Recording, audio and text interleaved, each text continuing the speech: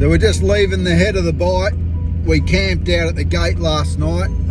Margaret's just fixing up the journal. Margaret, tell us what happened at camp last night. We had a look at the stars through the binoculars. We really got to invest in a telescope, but we could see these magnificent lights. But the best thing, I think, was about half an hour after we got to bed, about 9:30, and we started hearing these dingoes howling and barking and fighting, and they got closer and closer. I didn't get out to have a look, a bit of a chicken, but we laid in bed and we could hear them around the van, and they were into Kurt's, he's got a little water bucket, because you could hear the move in that. Yeah, it was a bit scary. It was a bizarre experience in the middle of nowhere, surrounded by wild dingoes. I was loving it because she was petrified. I thought it was fantastic, but yeah, I knew it wasn't. I knew that the way she felt wasn't cool, so I reassured her that if she goes outside, they will eat her feet off. And then she cuddled in twice as hard. It was quite funny, but we just spoke to the management at head of the bite, and he said there's 3 big packs of dingoes that live in this area, and they're more than 8. There's more than 8 of them in each pack. Some of them are 14, 15 in each pack. They travel in packs. Pack mentality. We know about that one. Yeah, so they travel along the beach for about 10 k's, and then they come inland to a few different camps, and they come along the camps, and then they go way past where we were camping, and they come in. He said he drives in and out this track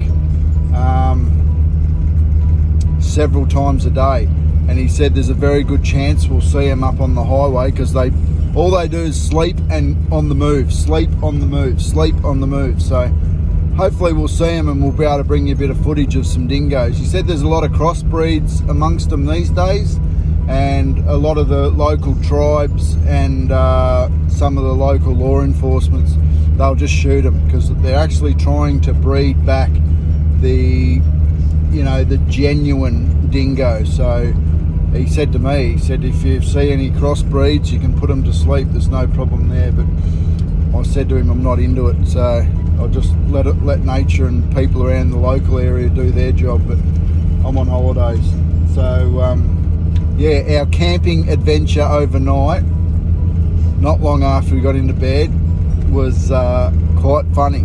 Dingoes bloody everywhere. I couldn't put the phone out the window or anything like that because it was pitch black.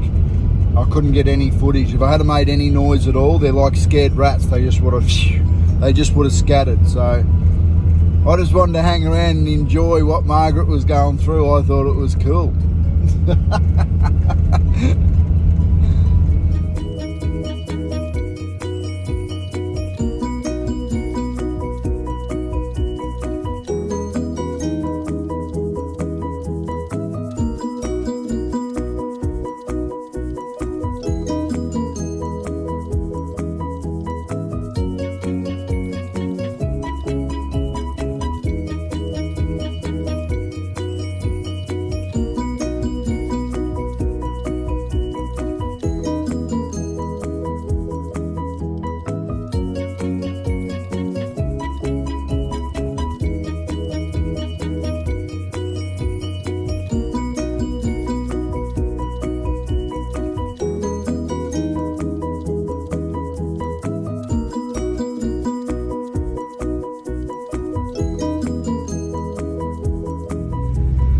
We just come past this buffalo, and there's 2 dingoes ripping into it.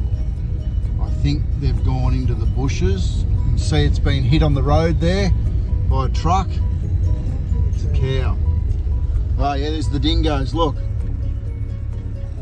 There's one dingo. See the other one? No.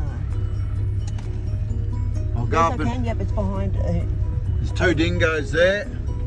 Look at them, they're ripping him to pieces.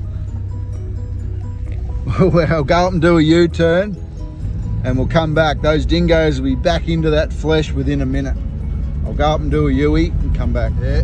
So there's the cow, the dingoes are back into it. They've just seen us coming and there's a truck coming, so the truck will scare them off. But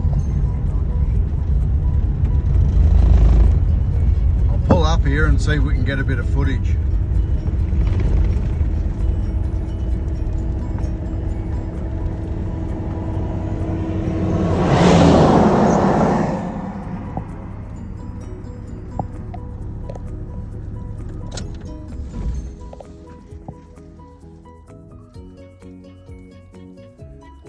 So it's not a buffalo, it's a cow, and we just drove past. 2 dingoes were ripping into it, and yeah, they're just there behind the trees. They're like scared rats. They just take off, but they'll be back in a minute, don't worry about that.